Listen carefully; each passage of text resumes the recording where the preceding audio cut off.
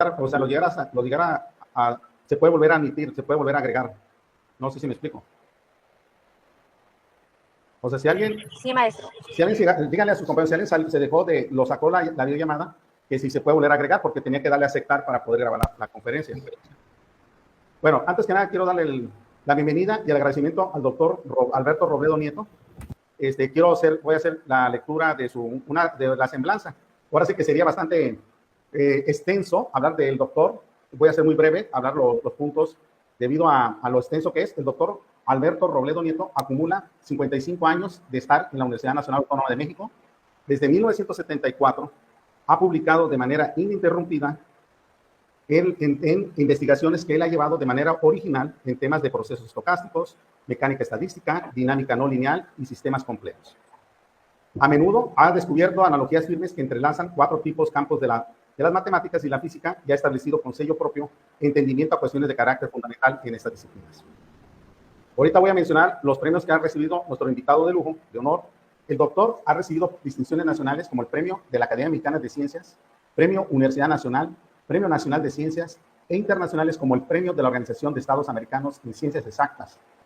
También es miembro electo de la Academia de Ciencias de América Latina. Ha formado parte del cuerpo editorial de varias revistas internacionales, como puede ser los Journal in Statistical Physics, entre otras. Ha organizado y conducido reuniones internacionales en México, entre las que destaca la Conferencia Internacional de Física Estadística, y en el extranjero, varias conferencias y sobre todo también grupos de trabajo en física estadística y en lo que son sistemas complejos, matemáticas para los sistemas complejos, entre otras. Ha sido invitado a presentar sus avances en más de un centenar de eventos en muchos países de varios continentes, y en ocasión de sus cumpleaños 60 y 70 se han llevado a cabo eventos publicados por números especiales de revistas de prestigio en física con contribuciones de los líderes en las áreas de investigación. El doctor tiene más de 20 años, me comentaban 25, 30 años en cuestión de los sistemas complejos, y sobre todo, pues todos los premios, sobre todo los premios reconocimientos, tanto nacionales e internacionales como publicaciones, lo convierten en un profesor investigador emérito. Le agradezco bastante, doctor, por aceptar esta charla, y le cedo la palabra y iniciamos el tema. Muy bien, pues muchas gracias. Espero que se me escuche bien y que se vea esta presentación en sus pantallas, y pues lo voy a iniciar en este momento. Miren, este título que pueden ustedes ver, de hecho lo traduje del inglés hasta los puntos suspensivos, y yo le agregué esta cuestión de cómo cerrar esta brecha. Empezaremos con un preámbulo que denominé de esta manera, y miren, lo que muestro en la primera transparencia imagen es la carátula de un video que aparece en YouTube.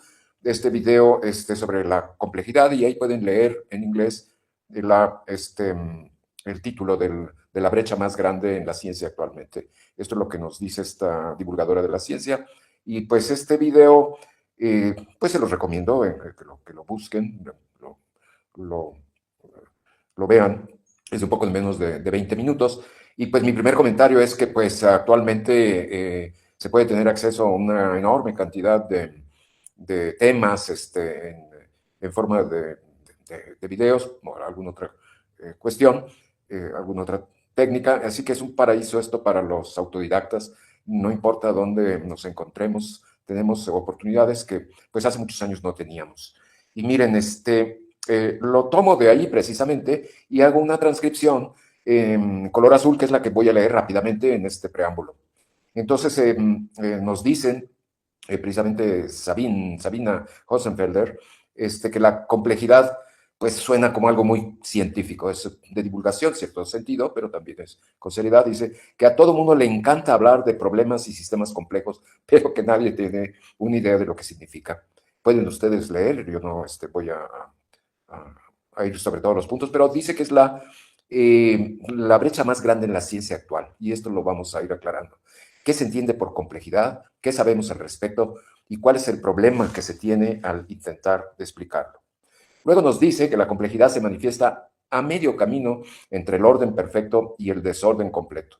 Es decir, en el mínimo posible de temperatura o en el máximo desorden, máxima caoticidad, máxima entropía. Entropía es un concepto que es muy importante para este tema. Pues nos da algunos ejemplos muy brevemente. ¿Qué cuestiones son complejas? Pues la vida. o la sociedad, o la tecnología y muchas otras cosas más que ocurren en este estado intermedio. Miren, seguimos rápidamente, que es difícil expresar el concepto intermedio, este concepto intermedio de forma matemática precisa. Ese es el problema. No es como otras disciplinas de la física, de las matemáticas, en que se puede expresar de manera matemática precisa en las ciencias exactas, que nadie ha ofrecido una idea convincente. Es un problema que los científicos poseen. Bueno, se han propuesto diferentes definiciones, diferentes opciones para cuantificar la complejidad y pues en este video nos dicen que pues no se ha logrado capturar de manera cabal.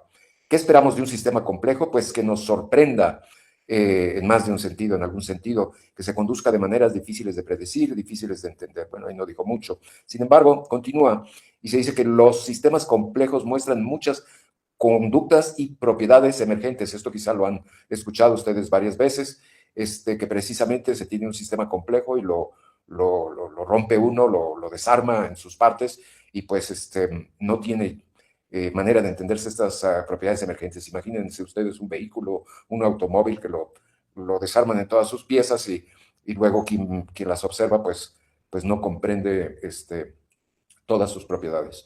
Y estos ejemplos de sistemas complejos con propiedades emergentes ocurren en muchísimas disciplinas, en las ciencias exactas, en la física, en la química, en las ciencias naturales, en la biología, en la ecología, en las ciencias sociales, sociología, economía, etc.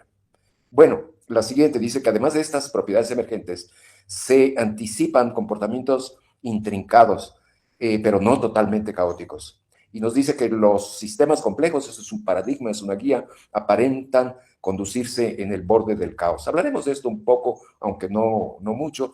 En una cierta época los sistemas complejos fueron guiados por un paradigma que se refiere a esta frontera entre el comportamiento regular y el comportamiento irregular o caótico, que es la transición al caos, el borde del caos, aunque ahora en tiempos más recientes se menciona como paradigma la criticalidad, un punto crítico que divide, de vuelta es una frontera, dos fases, digamos, conocidas en la naturaleza. Nos dice también que otra característica a menudo observada, y eso es importante, es la evolución. Los sistemas complejos aprenden, se autoorganizan, se adaptan, mejoran con el tiempo. Y esta cualidad parece descansar en algo muy relevante, que es la retroalimentación y el efecto que esto produce. Bien, seguimos, vamos a acabar con esto. Las propiedades y las conductas emergentes de los sistemas complejos incrementan su complejidad a medida que se aproxima al borde del caos. Lo más cercano a esta frontera, lo más complejo, y la capacidad de aprendizaje y adaptación se incrementa, crece. Pueden pensar, por ejemplo, en cosas muy recientes que han sido premiadas ahora con un premio Nobel, que es la inteligencia artificial, por ejemplo. Es inmediato distinguir lo que podemos hacer en la actualidad entre un sistema simple y uno complejo, pero no lo podemos manejar de manera precisa, matemática. Cuando se consideran los sistemas complejos, establecemos clasificaciones, observaciones, las detallamos, pero a diferencia de reconocer a los sistemas complejos, esto no se puede llevar a cabo en la actualidad en términos matemáticos precisos. Y aquí viene un comentario pues bastante definitivo en este video, que dice que las ciencias de la complejidad se encuentran en una etapa precientífica.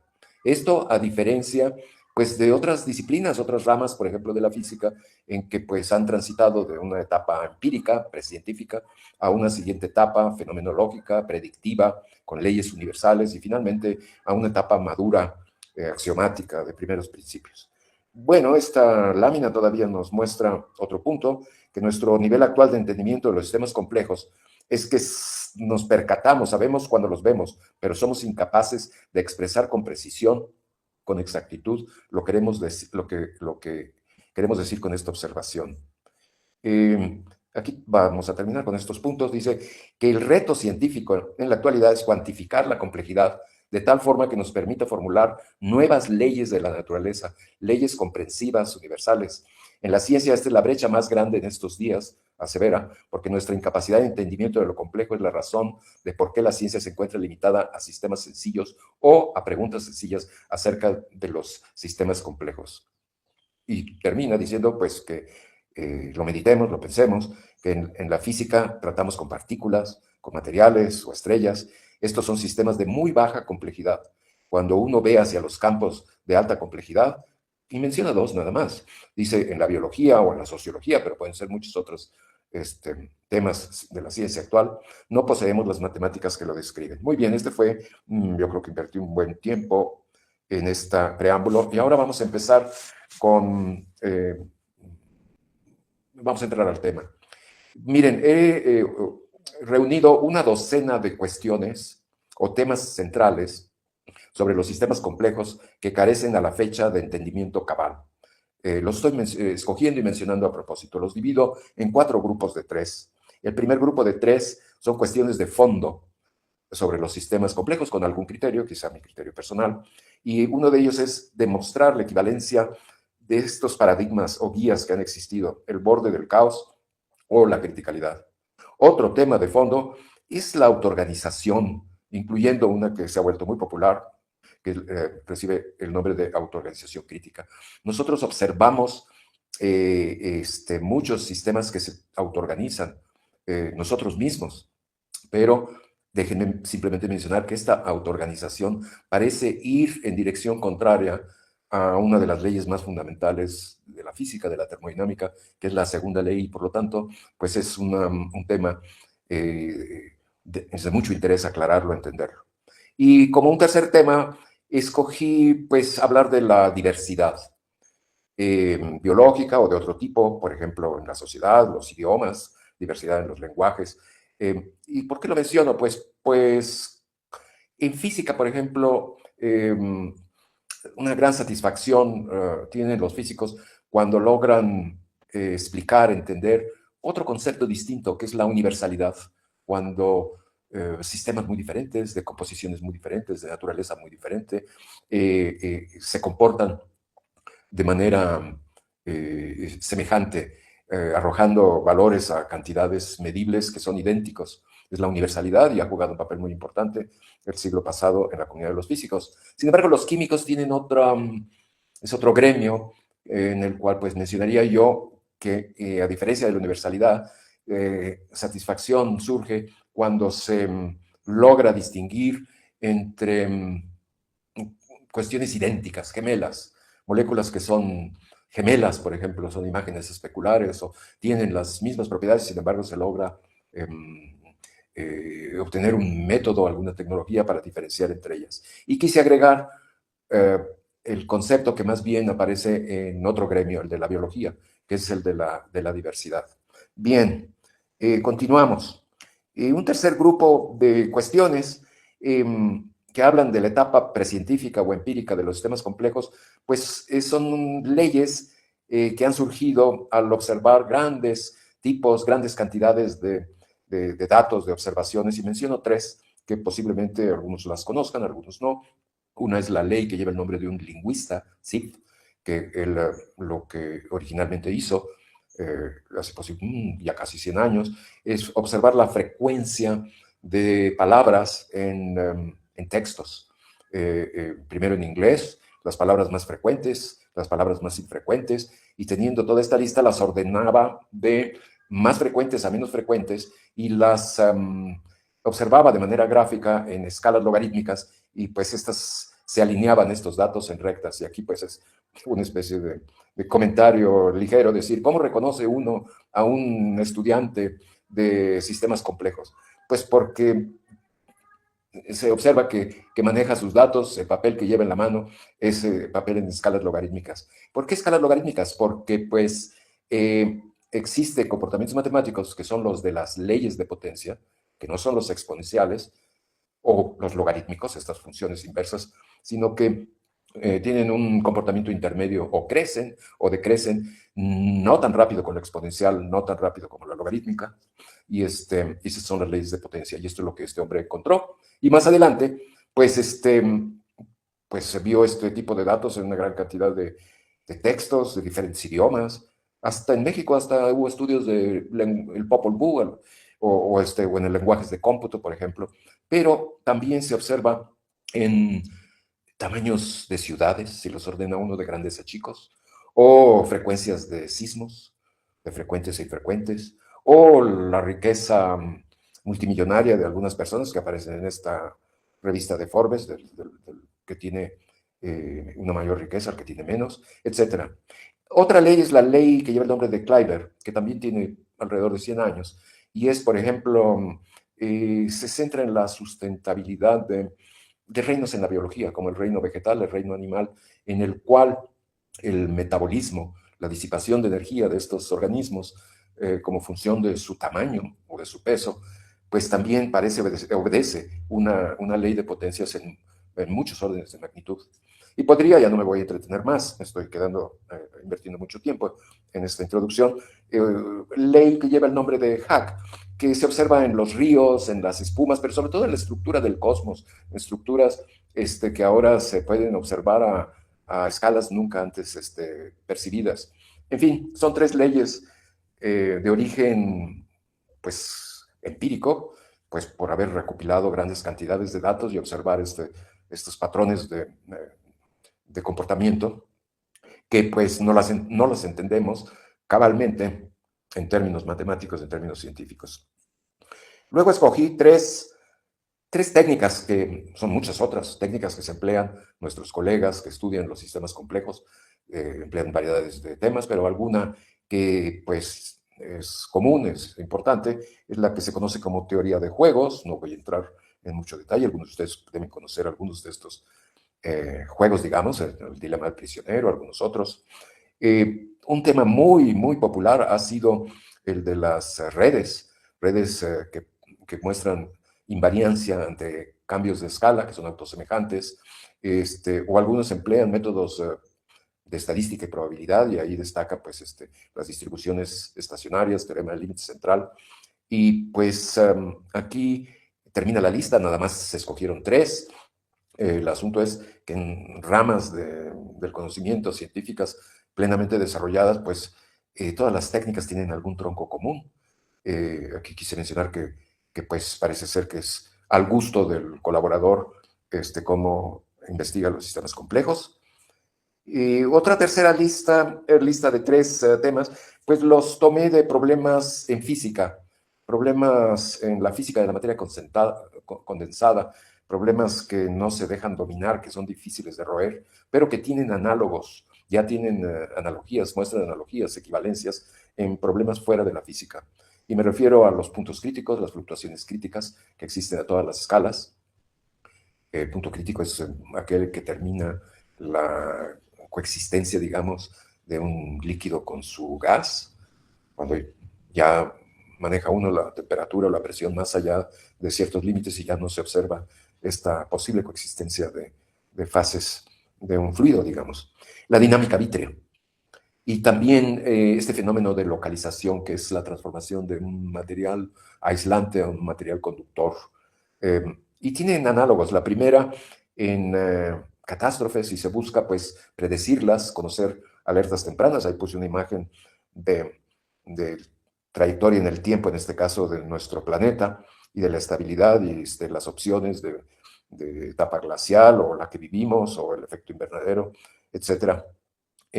La dinámica vítrea tiene analogías con el tráfico, no nada más vehicular, pero en particular tráfico vehicular, y el fenómeno de localización, que es una sincronización, pues el comportamiento colectivo que se observa en sistemas ecológicos, en parvadas, en cardúmenes, en muchas otras cuestiones.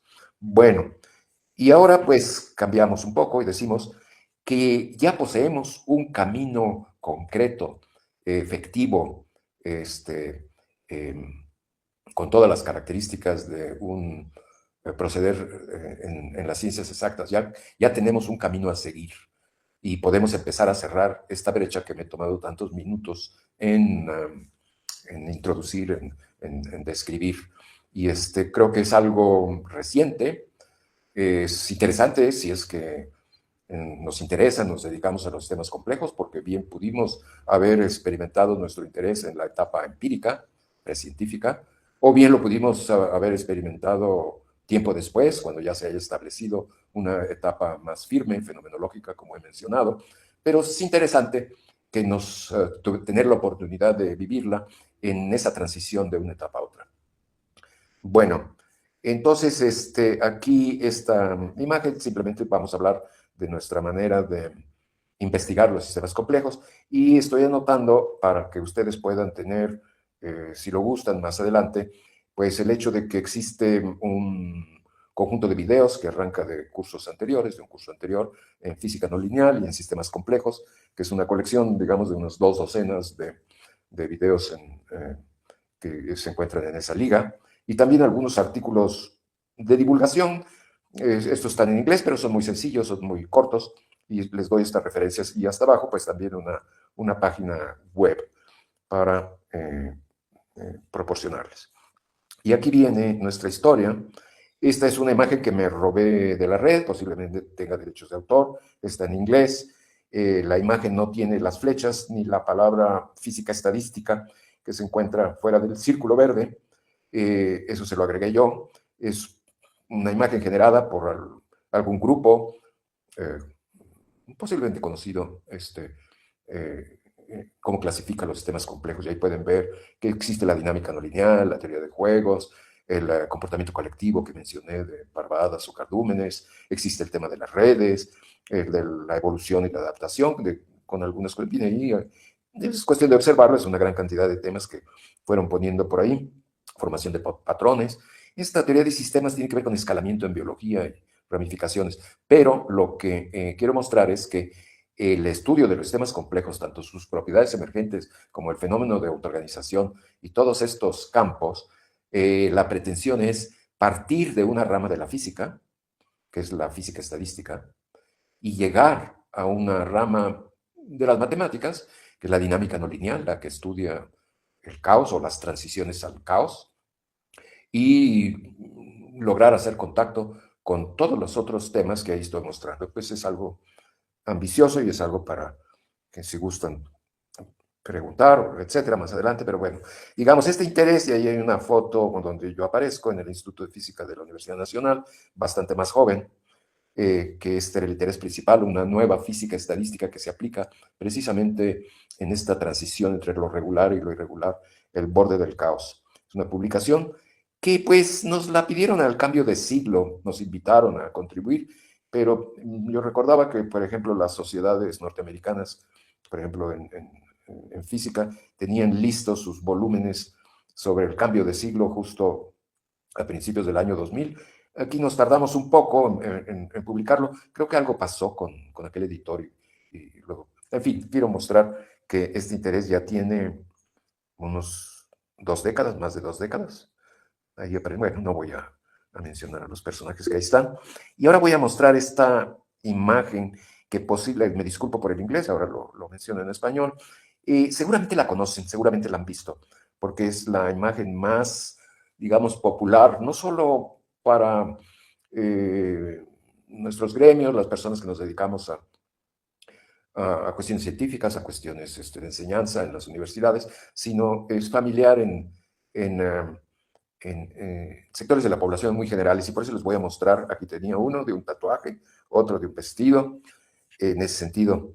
Y lo que ha ocurrido, y déjenme mostrarlo aquí, es que este diagrama que muestra una sucesión, una familia técnicamente se les llaman atractores, a donde va a concluir el comportamiento dinámico, que son periódicos, como los observamos en la izquierda, y son caóticos, como los observamos en la derecha, como pues unas bandas ahí de color gris. Y lo que quiero mostrar en esta imagen es que cuando el comportamiento es caótico, se tiene una analogía poco conocida, pero robusta, muy robusta, con la mecánica estadística. Y la mecánica estadística descansa en 2 columnas o 2 pilares que llevan nombres que no voy a elaborar mucho. Uno se llama ergodicidad y el otro se llama mezclado. Y uno tiene que ver con que el promedio en el tiempo es igual al promedio obtenido de una distribución de probabilidad que representa todas las maneras en que puede comportarse el sistema. Y el mezclado tiene que ver con la flecha que observamos en el tiempo en los procesos macroscópicos. Tiene que ver, por ejemplo, con algo que es también popular y que se le conoce como el efecto mariposa. Entonces, el caos es análogo a, a la termodinámica. No hay temperatura, sin embargo, la analogía es precisa, como en un diccionario se tiene un lenguaje y se tiene el otro y se puede ver quién es quién va a dar a dónde, cuando existe una analogía precisa, digamos. Y no es lo interesante. Lo interesante es esa frontera entre la transición al caos, es esa frontera entre lo periódico y lo caótico. ¿Por qué? Porque ahí estos pilares de la física estadística que dan lugar al comportamiento termodinámico caen en pedazos y es un territorio nuevo. Y eso fue lo que nos interesó estudiar desde hace unas décadas, no muchas. Este diagrama de bifurcaciones que menciono como conocido es lo que se genera por un caballo de batalla muy común en la dinámica no lineal, que se le conoce como el mapa o mapeo logístico, que es una parábola, es una función cuadrática. Lleva el nombre de quien lo estudió en detalle, muchas personas lo estudiaron en detalle, pero sobresale un nombre que es el de Feigenbaum, y se le conoce como el árbol de Feigenbaum, que es un pleonasmo porque en alemán Feigenbaum, Feigen quiere decir higo, y Baum pues es un arbusto, entonces Feigenbaum quiere decir higuera, y entonces pues decir que la higuera de Feigenbaum es un pleonasmo.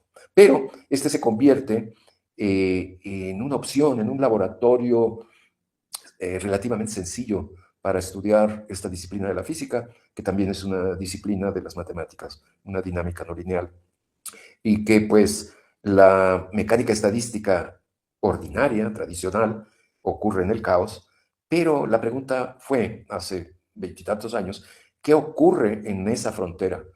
¿Debe desaparecer la mecánica estadística tradicional? ¿Encuentra un límite de validez? ¿Es una rama de la física invicta desde sus orígenes?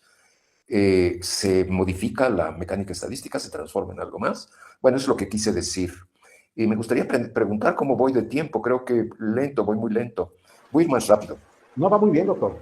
Bueno, de mi punto de vista, va muy clara los conceptos. Creo que es, pues, cuando estamos entrando una nueva área de conocimiento, pues tenemos que tener muy sólidas las bases, los Sí, conceptos, pero las herramientas. me preocupa el tiempo y pues que la audiencia diga, pues ya tenemos hambre o debemos hacer otra cosa. Pero en fin, ahí voy.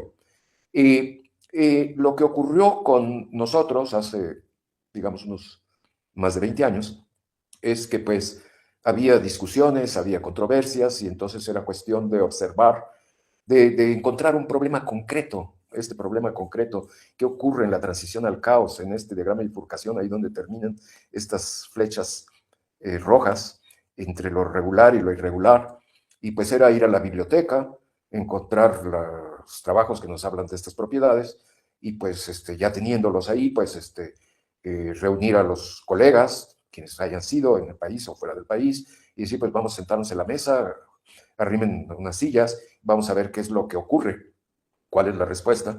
Y para nuestra sorpresa, y se conocía mucho sobre la dinámica no lineal de estos sistemas, de estos mapeos que han sido largamente estudiados, pero en la transición al caos no había información suficientemente detallada. Pudimos haber abandonado el tema, dedicarnos a lo que nos veníamos dedicando, o trabajarlo. Y lo trabajamos, nos fuimos adentrando en él, y pues el resultado es que pues estamos todavía ahí, estamos más de 20 años, seguimos ahí, y encontramos pues un mundo pues realmente sorprendente, porque digamos, en la dinámica no lineal existe una cantidad, un personaje que se conoce como la sensibilidad a condiciones iniciales, que es para toda dinámica periódica, es una función exponencial que decae. Y para toda dinámica caótica es también una función exponencial que crece y es la que nos lleva a este efecto mariposa. Y esa función exponencial tiene en el exponente otro personaje que se conoce como el exponente de Lyapunov y ha sido muy útil porque pues esa cantidad es negativa, es un número negativo para lo periódico y un número positivo para lo caótico. Entonces pues se calcula. Y esta imagen que estoy mostrando, cuando se ve la dinámica periódica o la dinámica caótica, pues al principio, en un intervalo de tiempo, de lo que se llama iteraciones de composición de funciones, pues puede no comportarse como un exponencial, pero rápidamente obedece y se comporta como una función exponencial. Y lo que nosotros encontramos, esta cantidad que si la divido entre el tiempo t minúscula, es este exponente de Lyapunov, es la que se está graficando, rehúsa, esa fue la sorpresa, rehúsa obedecer cualquier función. No es que ya no sea exponencial y sea otra cosa, es que conforme avanza el tiempo, se rehúsa cada vez con mayor determinación y es un mundo totalmente distinto. En fin, en esta otra lámina muestro algo que tampoco se estudió en detalle en estos periodos anteriores al año 2000, que es que la dinámica de estos sistemas dinámicos, disipativos se llaman, es la que tiene atractores. Es como las dos caras de la luna. Hay una dinámica que si se inicia ya en el atractor, que es un conjunto de posiciones, el resto de su vida es dentro del atractor. Pero si se inicia en una posición, en un valor del dominio de la función fuera de que no pertenece al atractor, entonces la dinámica es muy diferente. Es como la otra cara de la luna. La dinámica es un viaje hacia ese atractor. Y este tipo de dinámica no fue estudiado tampoco en detalle, no se caracterizó suficientemente, pues se consideró como un transitorio que era desechado porque era de mucho mayor interés estudiar la dinámica ya en el atractor. Entonces esos dos ingredientes nos entretuvieron mucho tiempo, nos han entretenido, conocerlos, como, digamos, nos comportamos como investigadores de la dinámica no lineal, de estos sistemas que por un lado son sencillos y luego sus propiedades no tanto. Eh, eh, eh, no son ecuaciones diferenciales, son ecuaciones de diferencias que son más ricas en su comportamiento. Y aquí viene pues una lista de colegas, a través de los años, muchos de ellos mexicanos, algunos latinoamericanos, algunos europeos, este, algunos, pues, dice Ciudad de México, porque pues yo laboro en la Ciudad de México, pero algunos, pues, no, oaxaqueños o jaliscienses, o etcétera, ya les mostré algunos nombres. Y el trabajo que hemos llevado a cabo, pues ya se ha ido acumulando, y entonces se generan lo que son artículos de revisión, que ayudan mucho porque ahí se concentra la descripción de grupos de publicaciones, y ahí muestro tres, uno, el primero, en 2013, el segundo fue un poco antes de la pandemia, y el tercero ya se escribió y se publicó al inicio de la pandemia. Y el último ya habla de estas 12 líneas de investigación que la bautizamos como un zodiaco. Ya habla de dos cuestiones que voy a detallar. Una cosa es operar, déjenme regresar, en la dinámica no lineal. Que pues es un gremio, una disciplina, una serie de colegas que pues se interesan por sistemas dinámicos, escogen algunos, los estudian en detalle, generalmente se emplea el cómputo, se programan, y pues son como geógrafos, o somos como geógrafos, porque simplemente nos adentramos, quedamos fascinados por sistemas que son muy sencillos de enunciar y que muestran una riqueza de comportamientos que pues va uno como un geógrafo observándolos, dándoles nombres, bautizándolos, describiéndolos. Pero otra cosa muy diferente es preguntarse si estos comportamientos observados en estos objetos de corte matemático sencillo, en su descripción inicial, se manifiestan o no en la naturaleza. Y entonces, pues, deja uno de ser un colega en dinámica no lineal per se, sino en otro tipo de persona, de físico, digamos, en este caso, pero no necesariamente físico, que pues manera que opera es diferente, es una en la cual pues se pone uno la gorra de otro tipo de persona en la cual lo que hace uno es diseña, tiene uno, le interesan cuestiones que sí se observan en la realidad, en la naturaleza, y los busca uno describir, eh, predecir sus propiedades. Entonces construye, diseña uno modelos. Esos modelos, el físico los hace muy sencillos, porque si no, no puede operar dentro de ellos, no llega muy lejos. Es como pelar una alcachofa, si no se la come uno completa, se lastima uno. Si uno le quita todo, pues quizás se queda sin el problema, hay que juzgar construir un modelo lo suficientemente sencillo como para que todavía pueda predecir lo que andamos buscando como respuestas. Y aquí viene este diagrama que pues está en inglés, pero no hay ningún problema. Es como un comercial, es como un anuncio en el que anunciamos nuestros ingredientes exclusivos, como si los patentáramos, que no es cierto. Y decimos que lo que hacemos es construir modelos y desarrollar la teoría de los sistemas complejos. Eso es lo que esta industria genera, o esta manufactura, teoría y modelos de los sistemas complejos para darles entendimiento, darles respuesta, y usa dos ingredientes. Usa precisamente aquellos ingredientes que nos tocó desarrollar porque no encontramos que habían sido detallados ya, porque pues nuestros colegas habían ido quizá hasta a otros al pasto siempre se puede ver más verde del otro lado de la barda.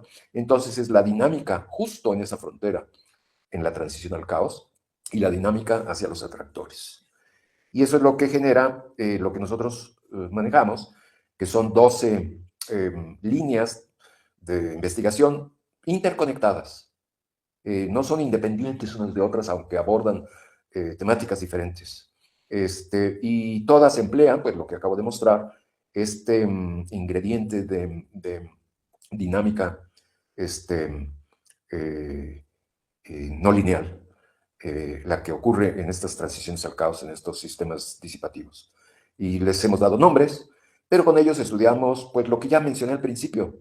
Yo mencioné 12 cuestiones, aquí están ordenadas en otro orden, pero a eso me refiero, a darle respuesta a lo que... no sé si deba yo invertir tiempo a estas alturas en una descripción más detallada. Miren, voy a hacer, si les parece, me voy hacia el final y si queda el tiempo regreso a dar estos detalles. ¿Qué detalles de qué? Pues de lo que hacemos, que parte de una mecánica estadística, digamos, formal, aceptada por la comunidad, sigue un cierto camino y acaba en una dinámica no lineal que también es reconocida. Eso es lo que hemos logrado hacer. Y regresaré a esto porque no quiero, me voy a tardar bastante más.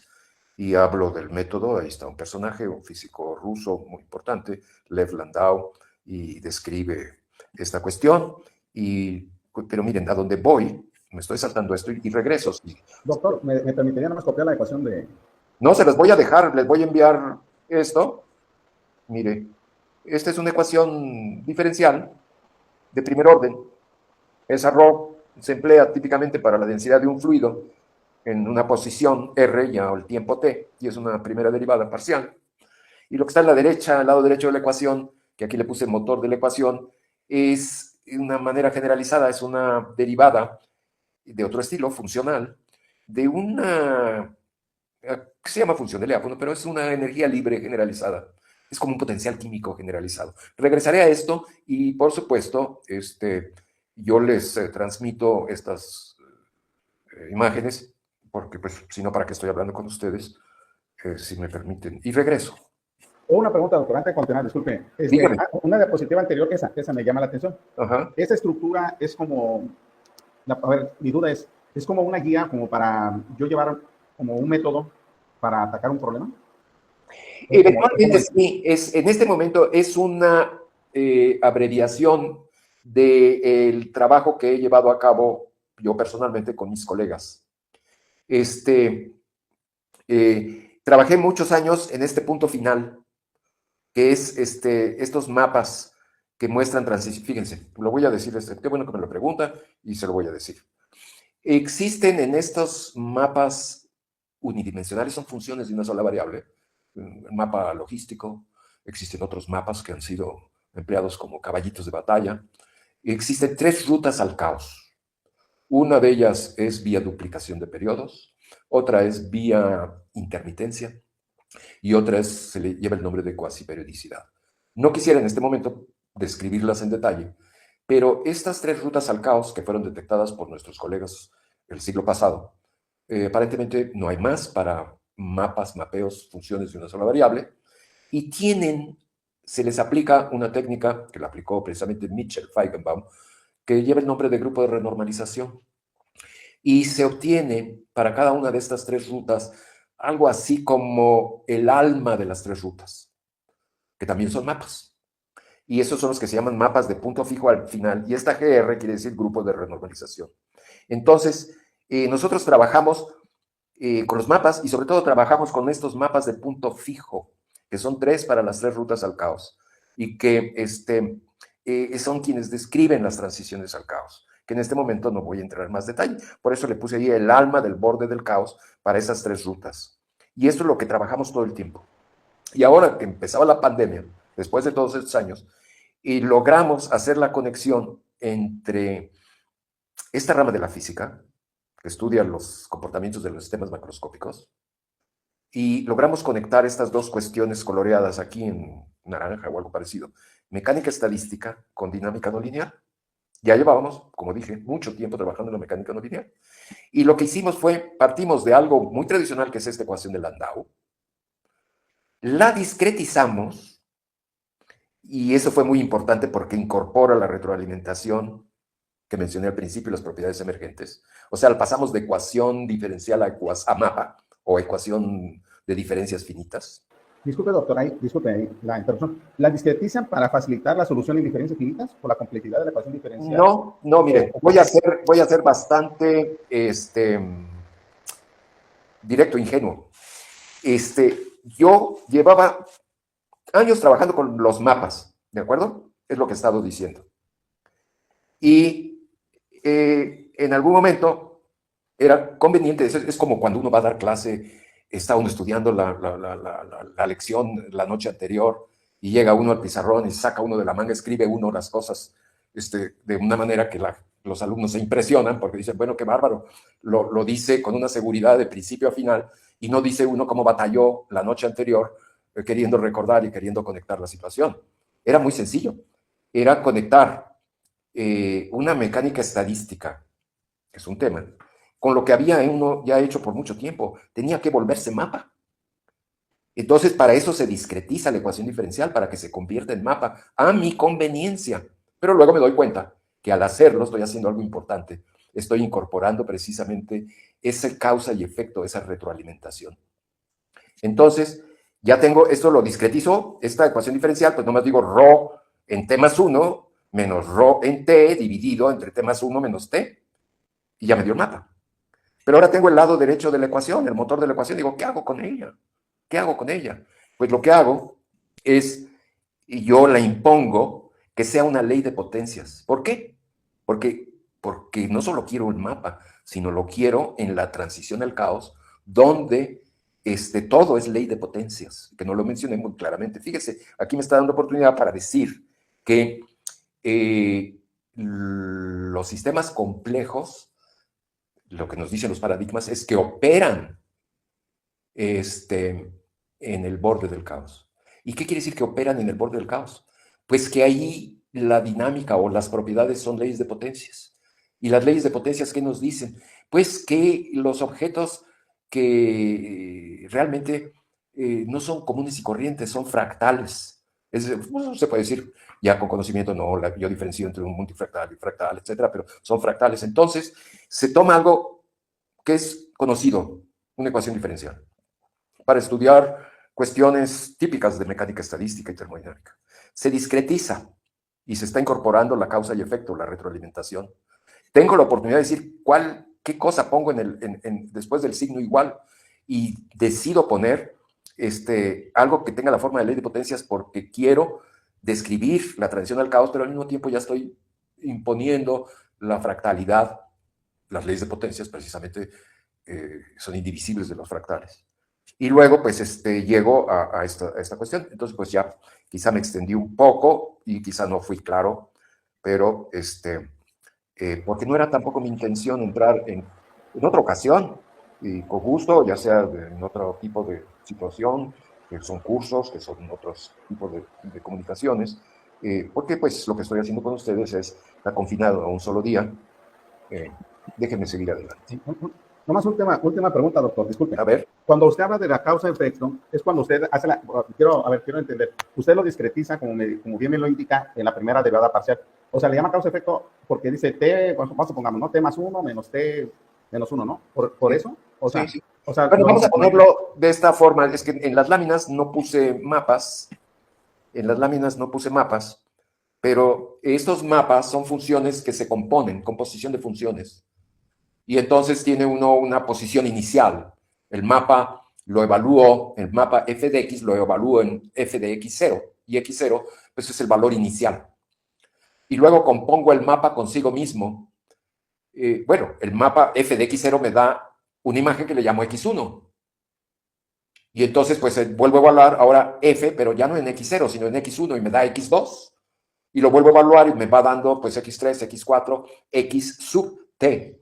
Estoy generando una sucesión de valores al componer el mapa, esa es la operación matemática, y esa sucesión de valores, pues ya le llamo trayectoria o le llamo órbita, y entonces, pues, ¿por qué digo causa y efecto? Pues porque f de x0, la causa es x0, f de x0 es x1, es su efecto. Luego hago f de x1, pues estoy tomando a x1 como la causa, y f de x1 es x2, es su efecto. Y lo veo de manera clara. Eso no quiere decir que una derivada no posea esta misma derivada que estamos mostrando. Tiene en su definición también la causa y efecto. Quizás está siendo exagerado aquí, pero es más claro. Las ecuaciones no diferenciales, las ecuaciones de diferencias, que son estos mapas, nos muestran, está uno retroalimentando todo el tiempo el valor de la función. No sé si me expliqué. No sé, es muy claro. Además, el maestro Juan Alberto Jiménez quiere hacerle una pregunta. Sí. Buenas tardes, bueno. Juan Alberto Jiménez, plantel 5 Cobatá. Mucho gusto, ponente. Dígame. Tengo una duda por ahí. Nos mencionaba usted que cada vez que se evalúe un valor diferente para X, se nos va a generar una imagen. Claro. La pregunta es, ¿eso aplica nada más cuando el intervalo sea continuo, positivo, o también sería intervalo continuo negativo? ¿Y qué pasa si la función no es evaluable o no está definida para esos valores? ¿Se genera o no se genera imágenes como tal? Bueno, sí, hay que tener cuidado. Primero que la función, déjenme regresar aquí, regresar, por ejemplo, esto. La función tiene un dominio. Ese, pues, lo adopta uno desde un principio. Esta parábola puede tener un dominio entre 0 y 1, o entre -1 y 1, hay diferentes versiones. Hay mapas que pues ya tienen el dominio entero de todos los números reales. O sea, existe un dominio inicial. Y ahí se puede escoger el valor de la, vamos a llamarle posición inicial, el x0. Y pues sí, depende qué sistema estamos estudiando, si las imágenes van quedando dentro del intervalo original. En muchas ocasiones ese valor se escapa del intervalo original. Ese es el conjunto de Mandelbrot. El conjunto de Mandelbrot es, esa imagen es precisamente aquellas posiciones, aquellos valores de la posición en el origen del mapa complejo que no escapa a infinito. Sí, se puede salir del intervalo. Y luego ocurre otro tipo de cuestiones, que precisamente depende de los mapas tienen lo que se llama esta variable de la función, pero también tiene otra variable que se le llama el parámetro de control. El mapa logístico, se lo voy a decir, aquí no lo tengo enfrente, pues digamos que digo que f de x es un parámetro r, que es el parámetro de control, que multiplica a x y que multiplica a 1 menos x.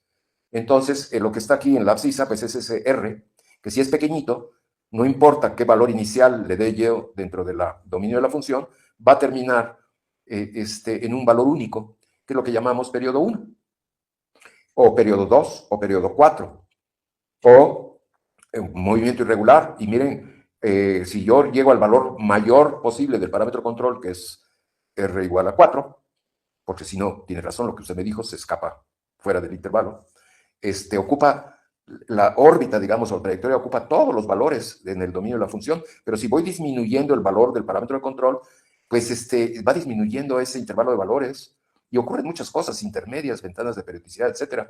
Y lo que ocurre en el caso periódico es que pues se redujo el dominio de la función de un intervalo de números reales a un número finito, ya sea 1, 2, 4, y en el borde del caos es un conjunto de medida cero, es un objeto fractal, multifractal, que es un conjunto de posiciones del atractor en el borde del caos, que pues es numerable, es mucho menor que el de los números reales. Bueno, quizá le respondí. ¿Sí? ¿Quién sabe? Muchas gracias, gracias. No, no hay de qué, no hay de qué. El asunto lo que me preocupa es que les dé hambre a ustedes y ya digan, pues ya nos cansamos. Pero déjenme ir al final. Entonces, sí, tengo un método que con gusto se los describo en mucho detalle, porque aquí quise poner algo que ocurrió al principio de la pandemia, fue gastar años generando modelos que reproduzcan, que predigan propiedades de los sistemas complejos, fue generarlos con dinámica no lineal, dentro de esa dinámica no lineal, con estos mapas disipativos sencillos en su definición, caballos de batalla, concentrarme en la transición al caos, hablo de estos mapas de punto fijo, esto fue nuestro ingrediente principal para todos nuestros trabajos en los sistemas complejos. Y cómo llevar esto, aterrizarlo de tal manera que se vuelva una etapa fenomenológica, pues fue partir de la mecánica estadística y hacer una serie de pasos que uno los decidió a mano, por cuenta propia, pero que tienen significado físico, y conectar las dos cosas. Esto es, y discúlpeme que ya los estoy mareando yendo en una dirección y otra, esto fue, primero lo que hicimos fue trabajar mucho tiempo en problemas que fueron creciendo hasta formar un número amplio de problemas temas dentro de sistemas complejos que abordaban la autoorganización, las propiedades emergentes, etc.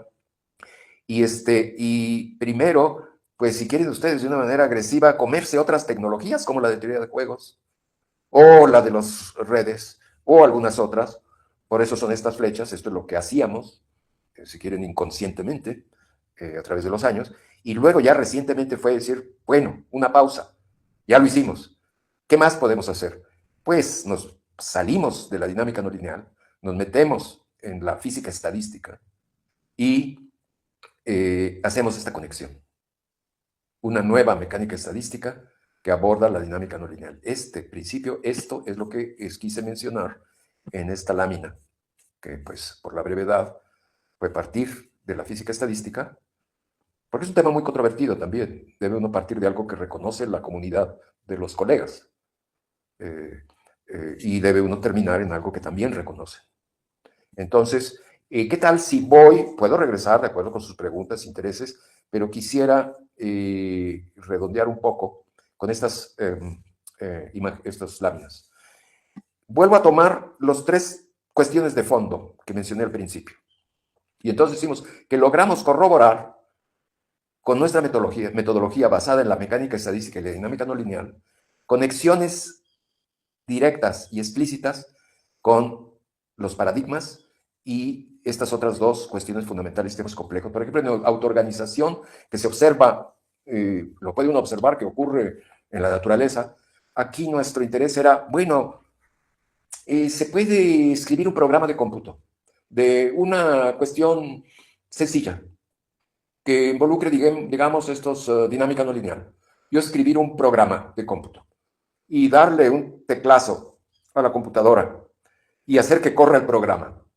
Todo lo que hago es escribir un programa de cómputo con una finalidad y ya que lo tengo, hago correr el programa.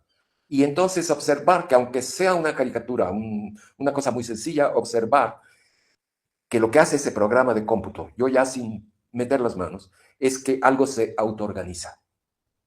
Y eso es lo que hicimos, un programa de una de las rutas al caos, y ver, eso es lo que estamos viendo, se autoorganiza, y luego de eso, ¿qué pasa con la segunda ley de la termodinámica?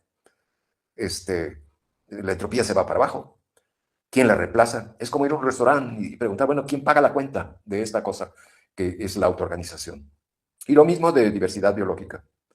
Entonces, este es un anuncio, digamos, decir, pues tomamos esas 3 cuestiones, las abordamos en diferentes formas, y vienen ahí diluidos en imagen, pues los artículos donde se publicaron, pues los resultados que se resumen en que tuvimos éxito con estas cuestiones de fondo.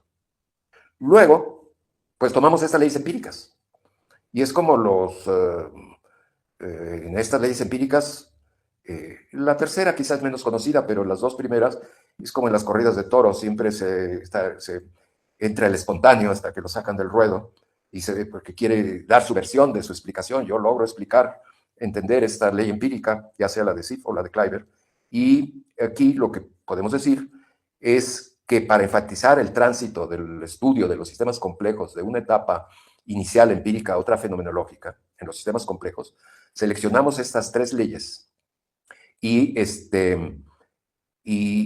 o sea, las seleccionamos las tres y las modelamos con nuestro procedimiento de dinámica no lineal y les generamos entendimiento. O sea, es reproducir la ley. En lugar de reproducirlas a partir de los datos que se tienen a la mano, experimentales, tomados, por ejemplo, la ley de Sif se puede tomar pues, de una revista, de un almanaque. Entonces se hicieron estas tres cosas.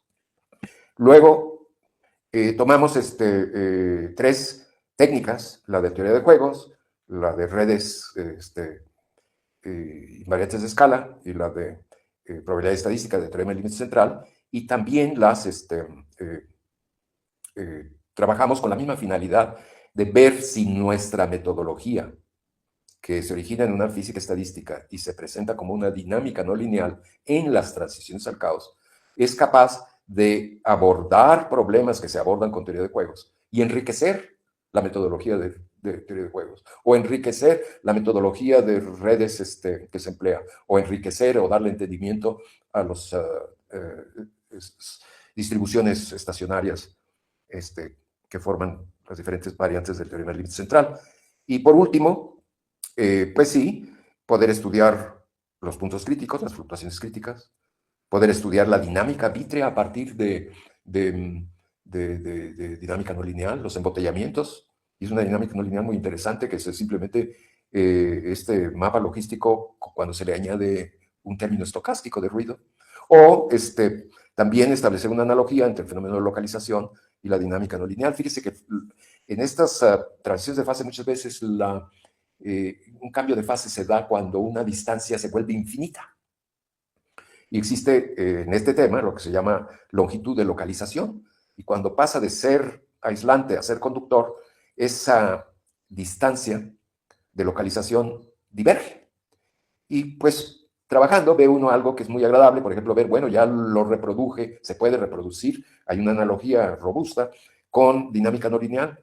Entonces, bueno, ¿y qué pasó con esa longitud de localización? Ah, pues resulta ser el inverso del exponente de Lyapunov. Entonces, si el exponente de Lyapunov se hace cero, la longitud de localización diverge. Ah, pues eureka. ¿Pero qué quiere decir que el exponente de Lyapunov se hace cero? Pues que precisamente se ubica uno en la transición al caos. Bueno, ¿gustan que les mencione algo más o vamos cerrando? Es mi pregunta. Adelante, maestro Juan Alberto. Buenas tardes, nuevamente. Por ahí, Lick, una dudita por ahí. Nos mencionaba ahorita que ustedes trabajaron en tres grandes áreas, ¿no? Por ahí veía yo la parte de poder, ¿cómo mencionarlo? Inferir las predicciones, ¿no? Que mencionaba usted en estos tres grandes rubros. ¿Nos podría comentar? Me interesa mucho sobre la parte del tráfico vehicular. Nosotros como docentes de educación media superior queremos aterrizar la asignatura de temas selectos de matemáticas 1 a problemas de tipo contexto que vivimos en el día a día. Yo considero, no sé si mis demás compañeros igual, con respecto al tráfico vehicular, porque vivimos en un estado, Tabasco, que la verdad, esto es del día. Tanto podemos visualizarlo cuando los jóvenes ingresan al plantel como cuando salen. Y no nada más, sino también el joven en su vida cotidiana puede verlo también. Lo que a mí me gustaría es, si pudiera usted comentarnos cómo trabajó esta parte, ¿no? Pues brevemente, porque la realidad es que cada uno de estos temas, estoy hablando de décadas que se han desarrollado, y pues le voy a contestar rápidamente. Fue muy curioso. Me encontraba yo en Río de Janeiro, trataré de ser muy breve, en Río de Janeiro, viendo cuestiones de dinámica en el borde del caos. Y de ahí pasé a un sitio donde se estudiaban vidrios, en Roma, y apareció una analogía inesperada. Yo preguntaba, los vidrios, a ver, explíquenme, díganme, ¿qué es la dinámica vítrea? ¿Cómo se forma un vidrio? ¿Qué miden? ¿Qué ven? Y entonces me dijeron, pues la propiedad 1, la 2, la 3 y la 4. Me las dijeron. Y entonces ocurrió algo inesperado. Venía yo embebido de esta dinámica no lineal en el mapa logístico y conocía yo el efecto de ponerle un término adicional de ruido y resultó, quién sabe por qué, que el mapa, la trayectoria del mapa en el borde del caos, más ruido, esto es matemáticas, cómputo, producía propiedades, y esas propiedades resultaron ser iguales a la 1, la 2, a la 3 y a la 4 de la dinámica vítrea. Y entonces dijeron, pues vamos a seguir adelante con esto, y vimos que había esta analogía, se estableció y lo dejamos. Más adelante me encontré unas referencias que hablaban de analogía entre dinámica vítrea y tráfico vehicular. Dije, bueno. Y también por esos tiempos me encontré otros trabajos en que relacionaban la dinámica no lineal con el tráfico vehicular. Y dije, pues son como 3 temas, forman un triángulo, tienen 3 aristas, tenemos experiencia en una de las aristas, y hay colegas que ya han trabajado sobre las otras 2. Entonces, nuestro trabajo de dinámica vítrea lo podemos llevar a aplicaciones de tráfico vehicular. Y entonces, ¿qué ocurre? ¿Cómo es? Es muy curioso. Puede uno ver una de estas trayectorias, les llamé trayectorias o órbitas, en las cuales una trayectoria pues tiene una posición inicial y luego va uno componiendo el mapa, iterando, y va en sucesión dando otras posiciones y forma una trayectoria. Pero puede uno hacerlo no con una trayectoria, sino con muchas más, poniendo otras posiciones iniciales diferentes. Y puede uno poner todas las posiciones iniciales en el borde del caos y decir, pues ya no veo una trayectoria, veo un conjunto, un ensamble de trayectorias. ¿Y qué es lo que hacen las trayectorias? Pues avanzan, y la manera que avanzan es sorprendente.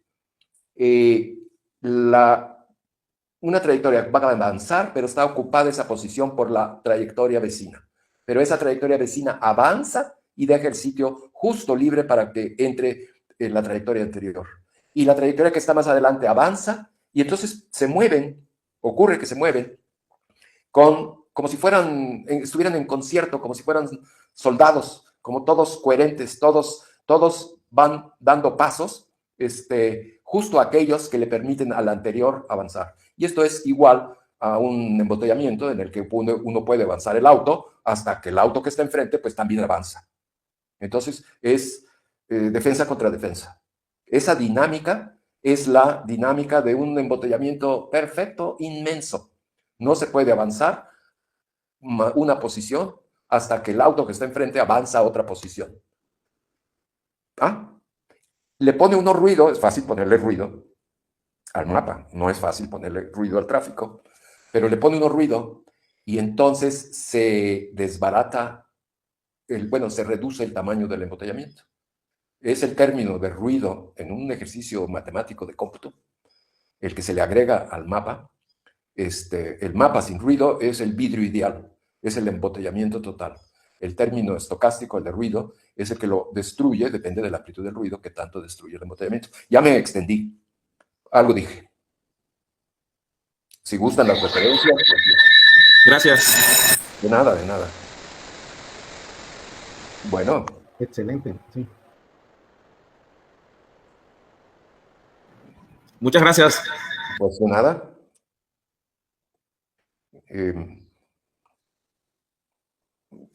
Roberto, ya vamos a dejar terminar, la concluimos, la conferencia. Como usted guste, doctor. Yo nomás tengo una preguntita ahí, una más. No sé si estamos en tiempo. Mire, a mí primero me impresionó la metodología que, pues lógicamente genuina, original que tienen ustedes para atacar. Y pues lógicamente, o sea, lo que entiendo es justamente con su metodología, por ejemplo, en teoría de juegos, en juegos dinámicos, evolutivos, por ejemplo, a veces cuando uno trabaja ahí, se atora bastante ahí, un poquito la situación para hacer los análisis. Ahora, yo quisiera preguntarle, ¿todos los fenómenos tienen atractores? Esa es la pregunta. Bueno, le respondo, porque en cada una de estas son 12 historias, digamos. El Zodíaco tiene 12 historias y cada una de ellas se puede desglosar. Están reducidas a ser 12, están interconectadas. Y digo 12 historias porque así como la historia del tráfico tuvo su lado anecdótico, la historia de teoría de juegos también lo tiene. Cada una de ellas. Y me encantaría poderlas conversar con ustedes, con su auditorio, porque precisamente uno quiere compartir todas esas experiencias. Y ahora, respecto a lo que me está preguntando, ocurrió algo muy curioso. Yo llegué a trabajar en un año sabático en Madrid con un grupo, mi anfitrión, precisamente todo el departamento trabajaba en teoría de juegos. Yo no. Tampoco era la única persona con la que yo buscaba contacto en Madrid, pero le dije que me apenaba no poder colaborar en teoría de juegos y me dijo, no, pues un año sabático es para respirar nada más, que no me preocupara. Pero me dio cierta conciencia y entonces hice una cuestión que inicialmente fue muy sencilla. La teoría de juegos que se aplicaban, la que yo entendí, que era la que más trabajaban, era una en que se usa esta ecuación del replicador. Es una en la que hay dos poblaciones, digamos, los que cooperan y los que no cooperan, o dos tipos de especies biológicas, los halcones y las palomas. Son juegos inicialmente, hay muchos tipos de juegos, pero son juegos de 2x2, simétricos. Y trabajan de acuerdo con una matriz de pagos, de cooperar o no cooperar, el costo de los jugadores, de las estrategias de cooperar o no cooperar. Y se usa esa ecuación del replicador. Y la ecuación del replicador gobierna la evolución de esa dinámica evolutiva y termina en una situación final que es o se extinguen los que cooperaban o se extinguen los que no cooperaban. O termina en un punto intermedio, mitad y mitad o un cuarto y tres cuartos. Y esa situación final es lo que se llaman equilibrios de Nash, como esta película que nos gustó tanto de Una mente brillante, el equilibrio de Nash. Y esta ecuación de replicadores, lo que veía yo, que era una ecuación diferencial de primer orden. Y entonces, de acuerdo a preguntas anteriores, pero esto ocurrió antes, se me ocurrió discretizar la ecuación del replicador. Y al momento de discretizarla se volvió mapa. Bueno, se volvió un problema de una ecuación de diferencias, de discreto. Entonces la ecuación del replicador es una ecuación diferencial de primer orden, se discretiza y se vuelve un mapa. Y entonces al estudiar el mapa, pues apareció que este equilibrio de Nash es en el lenguaje de dinámica no lineal periodo 1. Termina en una situación en la que pues ya no varía la población. Al discretizarla y mover lo que son los parámetros de control en la ecuación en la matriz de pagos, aparece periodo 2, periodo 4, periodo 8, aparece borde del caos, aparece todo. Entonces fue una sorpresa. Y luego lo dejamos vivir la paz de los sepulcros por otros temas que había. Y en realidad tiene es una cuestión que tomó vida porque los equilibrios de Nash se abrieron a muchos otros comportamientos. El asunto es en el modelaje que esos comportamientos ocurran donde deben ocurrir. Por ejemplo, estas poblaciones o estrategias varían entre 0 y 1. Si se va al valor 1 es que es la totalidad del sistema. Si se va al valor 0 es que se extinguieron. Y el problema es tenerlo y se puede hacer que en estas enriquecimiento de comportamiento, que es discretizar de vuelta, hacerlo mapa, hacer la ecuación de replicador un mapa, pues modelar el problema de tal manera que las variables queden entre 0 y 1 y haga sentido. Ni modo de que se tenga caos cuando la población de una estrategia pues sea 5. En fin, esa sería la respuesta. Pero con gusto le comparto la bibliografía y el interés de conversar. Ok, doctor. Un comentario nada más del doctor René Marzarao. Dice, la búsqueda de las ecuaciones para escribir la complejidad, dice que le recuerda la idea del demonio de Laplace. Ah, pues yo conozco el demonio de Maxwell, pero no el de Laplace. ¿O estaremos hablando de lo mismo? Si está el doctor por ahí, René. Demonio demonio de Maxwell. Sí, sí, aquí estoy. ¿Me oyen? Sí. Bueno, así es que me acuerdo que alguna vez leí, ¿no? sobre esa idea del demonio de Laplace, ¿no? La idea que tenía Laplace de que con, con la mecánica que se tenía en su tiempo, ¿no? Que pues ya ven, ¿no?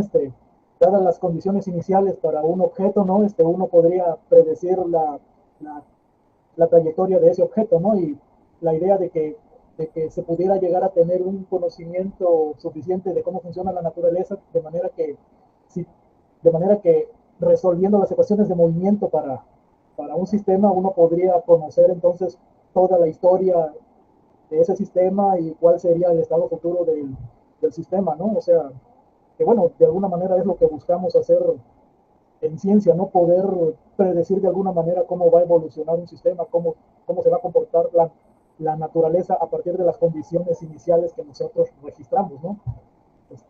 Ya. Y sí, o sea, lo que usted comentaba, ¿no? De que, o sea, por ejemplo, todas estas nociones de caos, por ejemplo, está el caos, está la turbulencia y todas esas cosas que cuando se habla de caos, pues como que la noción común es de que el caos es algo así que no tiene orden, que no tiene una forma definida, pero en la ciencia, ¿no? En física y en matemáticas, por ejemplo, incluso eso que se denomina caos tiene un orden, solamente que pues es algo que todavía nos es muy complejo como para poder conceptualizarlo, como usted comentaba, ¿no? Pues, o sea, pero bueno, lo que usted comentaba, ¿no? Acerca de cómo irse aproximando a la descripción de los sistemas complejos. En este caso, bueno, usted nos comentaba ahí de una estrategia que usted ha empleado, ¿no? Lo de tomar las ecuaciones diferenciales, ¿no? Que describen la dinámica de los sistemas, y luego esas ecuaciones diferenciales discretizarlas, ¿no? Volver las ecuaciones en diferencias finitas, y luego lo que comentaba de introducir las leyes de potencias, ¿no? Para poder ir metiendo poco a poco la noción de complejidad, ¿no? Entonces, sí, me estaba ya acordando acerca de ese concepto del demonio de Laplace, ¿no? De poder llegar a contar con las ecuaciones que nos describan cómo evolucionan los sistemas y así, pues, podamos predecir completamente cómo va a ser ese sistema en el instante que sea, ¿no? Entiendo. Déjeme comentar nada más brevemente. Bueno, por un lado voy a hacer una búsqueda del demonio de Laplace ya me interesó de pasar del demonio de Maxwell al demonio de Laplace, ya tengo la curiosidad, lo haré. Sí quisiera comentar lo siguiente. La distinción entre caos, que por supuesto hay elementos de orden dentro del caos, y lo que realmente seguimos nosotros, que ha ocurrido como ha tomado la posición de paradigma, que no es el caos, es justo una región muy restringida, que es una frontera entre lo periódico o regular y lo caótico o irregular. Ese es un estado muy particular, como un punto crítico en un fluido. Es una frontera.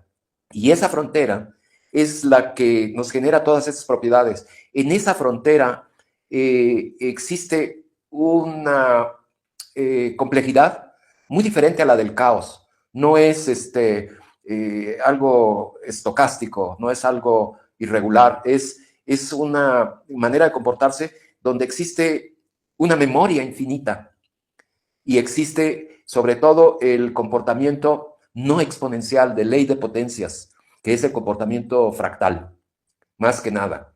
Y ha ocurrido en muchas circunstancias que conceptos generados dentro de las matemáticas, generados dentro de la física teórica, ocurre tiempo hasta que empiezan a ser empleados en otras disciplinas.